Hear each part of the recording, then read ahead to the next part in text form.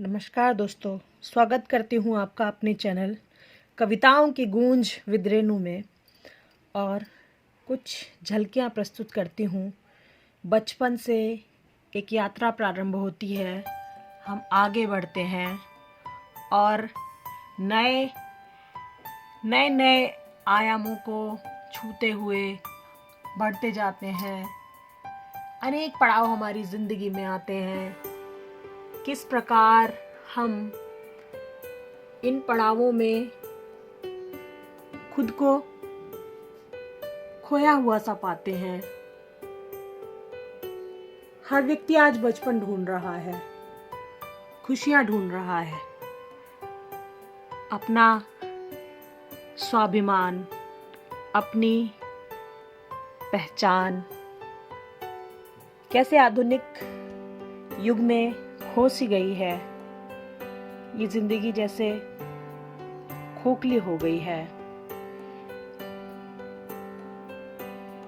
ऐसा ही एक भाव प्रदर्शित करती एक कविता लेकर आई हूं मैं, जो अंत में आपको कुछ ऐसा एहसास देगी जैसे बस आपकी जिंदगी राख का ढेर बनकर रह गई हो। कुछ शेष नहीं बचा, केवल अवशेष बचे हैं। थोड़ी सी संजीदगी बहा रही हूँ। किसी अज्ञात लेखक की कविता आपको आज मैं सुना रही हूँ।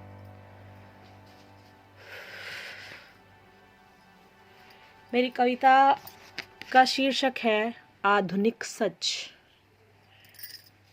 आधुनिक सच आज की मॉडर्न लाइफ का। पैसा बहुत है पर सुकून नहीं है, शांति नहीं है। तो किस तरह से लिखा है लेखक ने, बड़ी खूबसूरती से इस विचार को बयान किया है। मियाँ बीवी मिलकर खूब कमाते हैं। मियाँ बीवी मिलकर खूब कमाते हैं। 30 लाख का पैकेज दोनों ही पाते हैं। सुबह 8 बजे नौकरियों पर जाते हैं, रात 11 तक ही वापस आते हैं। अपने पारिवारिक रिश्तों से कतराते हैं। अकेले रहकर वे करियर बनाते हैं। कोई कुछ मांग ना ले, वो मुंह छिपाते हैं। भीड़ में रहकर भी अकेले रह जाते हैं। मोटे वेतन की नौकरी छोड़ नहीं पाते हैं। अपने नन्हे मुन्नों को खुद पाल नहीं पाते हैं। फुल टाइम की मेड एजेंसी से लाते हैं। उसी के जिम में वो बच्चा छोड़ जाते हैं।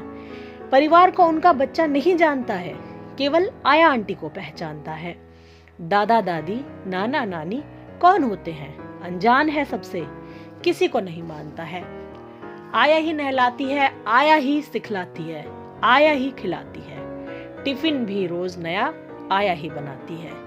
यूनिफॉर्म पहन के स्कूल कैब में बिठाती है।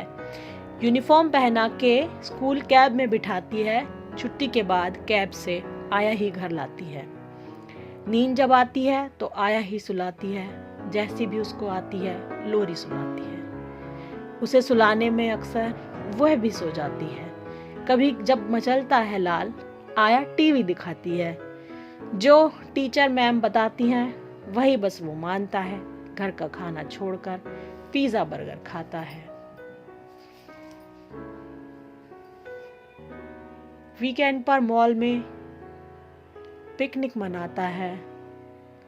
संडे की छुट्टी बस मॉम डैड संग बिताता है। वक्त नहीं रुकता है, तेजी से गुजर जाता है। वह स्कूल से निकल के कॉलेज में आता है। कॉन्वेंट में पढ़ने पर इंडिया कहाँ भाता है। आगे पढ़ाई करने में विदेश चला जाता है। वहाँ नए दोस्त बनते हैं, उनमें ही रम जाता है। माँ बाप के पैसों से ही खर्चा वो चलाता है।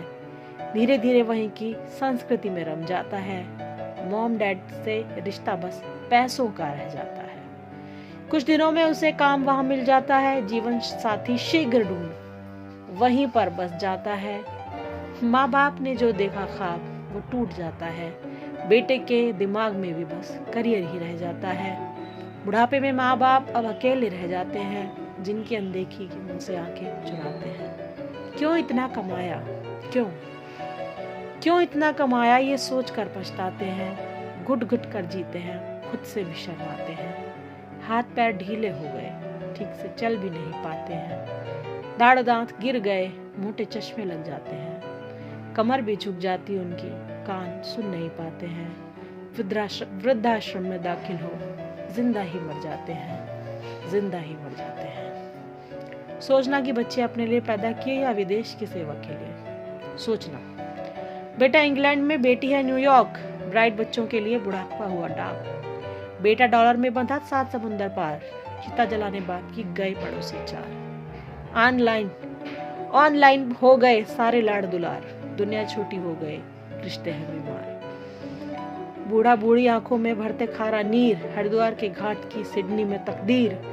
तेरे डॉलर से भरा मेरा एक कलदार। रूखी सूखी मैं सुखी, अपना घर संसार। रूखी सूखी मैं सुखी, अपना घर संसार। बहुत बहुत धन्यवाद दोस्तों। एक दुखद रंग दिखाया जीवन का इस कविता के माध्यम से मैंने। उम्मीद करती हूँ आपको पसंद आया होगा। कविताओं की गूंज विद रेणु। धन्यवाद, बहुत बहुत धन्यवाद। प्लीज़ लाइक, शेयर और सब्सक्राइब कीजिए और अपने दोस्तों में बांटिए इस सच्चाई को कि आपके मित्रों को बुढ़ापे में इस तरह अर्थहीन राख के रूप में जीवन न बिताना पड़े। अभी से समझ जाओ मित्रों, आधुनिकता की दौड़ में इतना अंधा होकर ना दौड़ो कि अपने रिश्ते ही कहीं पीछे छूट जाएं, सुकून ही कहीं राख बन के ढह